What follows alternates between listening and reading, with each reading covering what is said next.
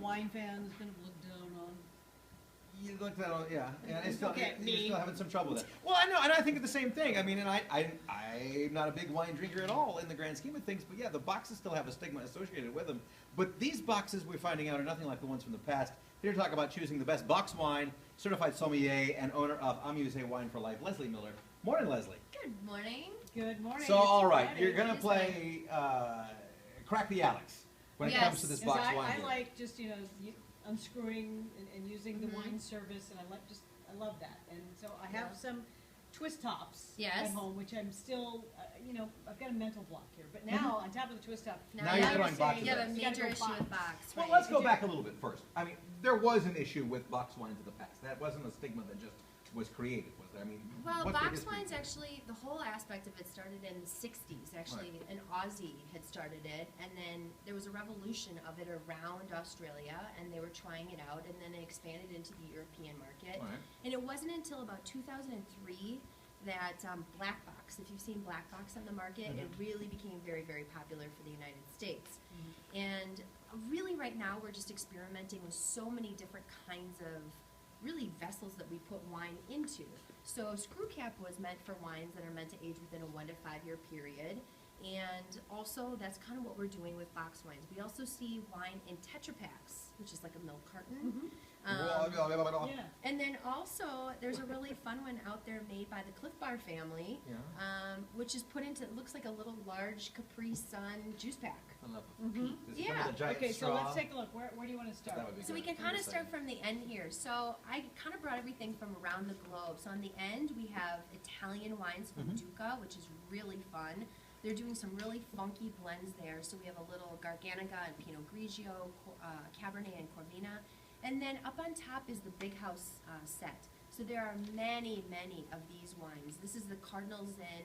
They're in kind of an octagon pack, which is super cute.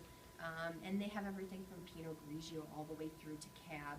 And then Lindemans is kind of one of the founding, people of Australia that really started it. Of course, now they're putting pink Moscato into box, which makes that even more exciting with Moscato being such a popular grape. And a quick note, another, I guess, handy thing and economical thing about box wine in general is that this box of wine doesn't take up too much more space than a bottle. That's However, right. there's a lot more than just a bottle in here. Yes, so each one of these boxes are actually 3 liters, which holds 4 bottles.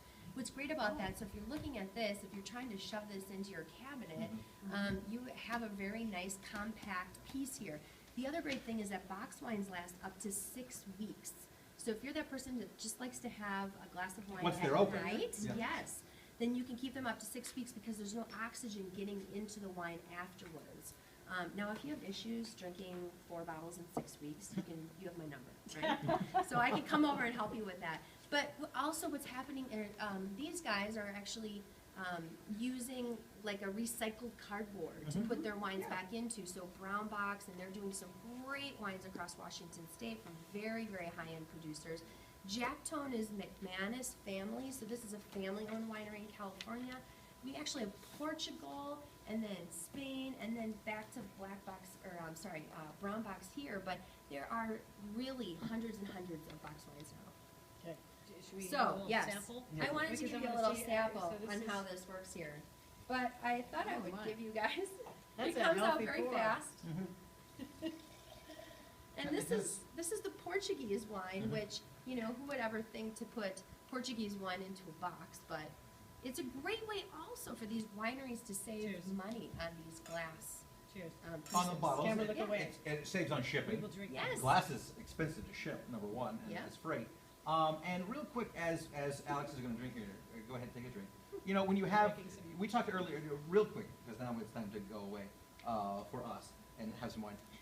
Chilling a white wine out of this. You wanted to mention that real quick. I wanted you to do that real Yes, quick. chilling a white wine. Yeah. So, really, instead of putting the whole box into something, you can just take this entire bladder out, and you can put this right See, now into. you just ruined it for me. Got a bladder of wine. I This just is don't want great to because drink it's out of a great for bladder the of wine. boat. It's great It's for true. transportation. You gotta And all find- you do is you just put this right into an ice bath, and then you can put it right back into your box, And it Ruined keeps it. cold fast. and then you're all good to go. Okay, Sommelier we'll keep Leslee it- Miller. See, Alex, it's not that bad. Thank you It's not very that much, bad. Leslie, for Leslie. joining us this Thank morning. you.